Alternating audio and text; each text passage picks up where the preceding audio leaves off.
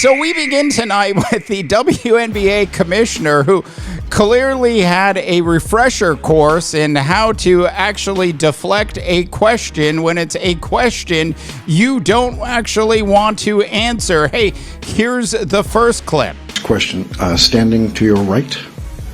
Hi, Cathy. Malika Andrews, ESPN. I just wanted to get some clarity on some of the specifics that Napheesa Collier said about your conversation that you had that was previously private. Did you in fact say that, quote, players should be on their knees thanking their lucky stars for the rights deal that I got them? There's a lot of inaccuracy out there through social media and all this reporting. And so I think what's most helpful is to focus on, I have been in touch with Napheesa. We've exchanged texts. We're talking next week. So I think, obviously, a lot of reporting, a lot of inaccuracy about what I said or what I didn't say. And I will tell you, I highly respect the players. There's a lot of emotion and passion going on right now because we're in collective bargaining. We're in the WNBA finals. And so I'll leave it there. I mean, I'm just obviously disheartened. I'm a human too. I have a family. I have 2 kids who are devastated by these comments. And so all I'll say is just, it's obviously been a tough week. And I just think there's a lot of inaccuracy out there. So as clear as water being wet, Cathy did not want to answer the question that was presented to her. Now, at the end of the day, you have to decide, who do you believe, Napheesa Collier, or do you believe Cathy Engelbert? I've got another clip for you here coming up. She actually answers this particular question about Caitlin Clark. You've continued to express that you're disheartened by the characterization of your conversation with Napheesa Collier. Just again, seeking clarity.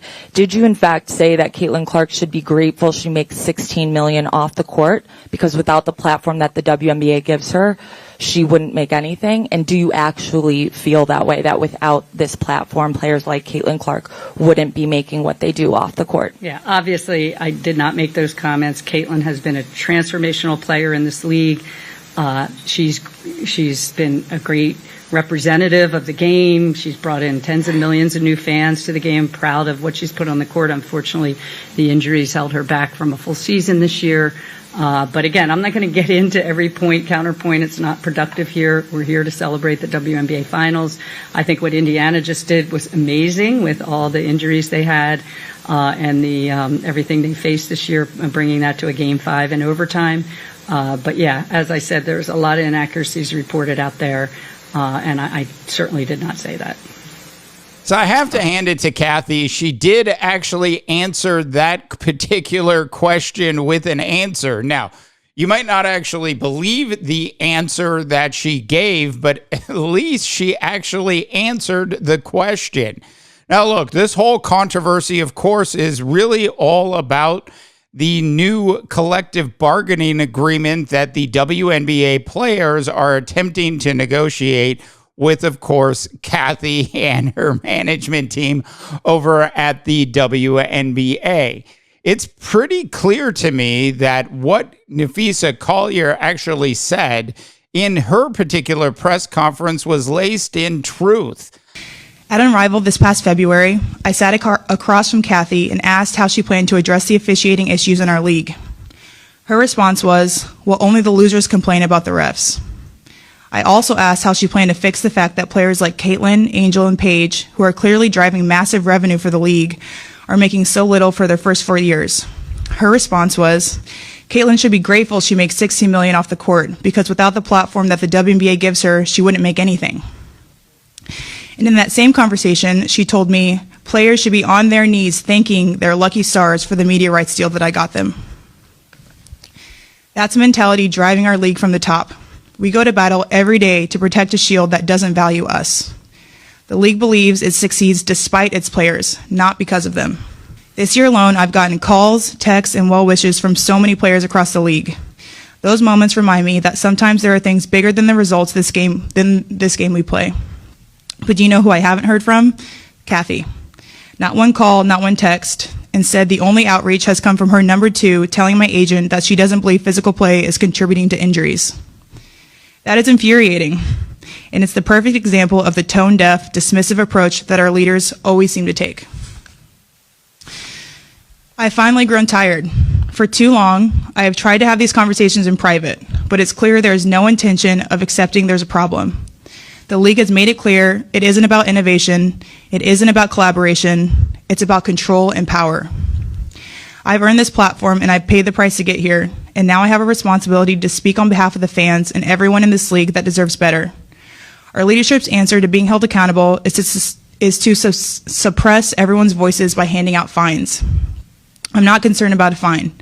I'm concerned about the future of our sport. At some point, everyone deserves to hear the truth from someone who I hope has earned the benefit of the doubt to fight for what is right and fair for our athletes and our fans. We have the best players in the world. We have the best fans in the world. But right now, we have the worst leadership in the world. If I didn't know exactly what the job entailed, maybe I wouldn't feel this way. But unfortunately for them, I do. We serve a league that has shown they think championship coaches and Hall of Fame players are dispensable, and that's fine. It's professional sports. But I will not stand quietly by and allow different standards to be applied at the league level. Thank you. I find it hard to believe that she would make up anything simply to try to get a rise from Cathy and the WNBA directly. Now, I want to be clear about Cathy and her role in this particular negotiations, because at the end of the day, the company that really owns the WNBA is actually drop the W and you end up with the NBA.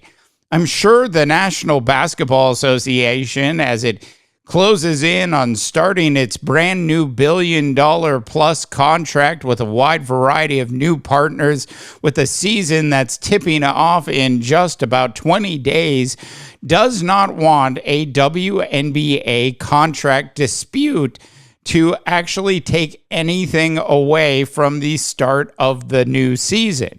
So I'm assuming that the NBA is actually going to apply a significant amount of pressure to Cathy to get something done that's equitable for everybody. Now, the concerns that the WNBA players have are certainly justified. Just take a look at how the team valuations have exploded since Caitlin Clark actually joined the league. Now, we know the Valkyries actually paid $50 million to enter the league, but since then, there's been 3 additional franchises who have won rights to actually own a team. Each of them has paid north of $250 million just to get a team going. So clearly, the Caitlin Clark effect is a real thing. And it's one thing for Cathy to sort of downplay it if she wants internally. It's a whole other thing for the way she's actually handled Caitlin Clark to this point in the WNBA. Now, there have been a lot of rumors that suggest Cathy is actually going to walk away after these negotiations are completed.